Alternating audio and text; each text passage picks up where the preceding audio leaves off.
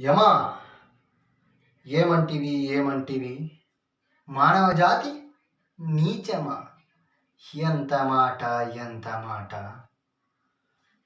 వైతరిని వరకు వెంటాడి వేధించి ముప్పుతిప్పలు పెట్టి మీ ధర్మసూత్రమును మంట కలిపి పసి ప్రాణములు దక్కించుకున్న నారీమణి సావిత్రిదే జాతి మానవ జాతి. తన భక్తితో సాక్షాత్తు పరమశివునే ప్రత్యక్షం గావించి మీ పాసమును సైతం గట్టిపోచగా నుంచి ప్రాణహరుడైన మిమ్ములనే ప్రాణభయంతో పరగలెత్తించిన పసివాడు మార్కండేయుడిదే జాతి మానవ జాతి. నీచమన్న మా జాతి మూలమున ఏనాడో అప్రతిష్ట మూట కట్టుకున్న మీరు నేడు జాతి అని మమ్ము అవహేళన చేయుటయా? ఎంత వివేకం, ఎంత జ్ఞానం, ఎంత కుసంస్కారం!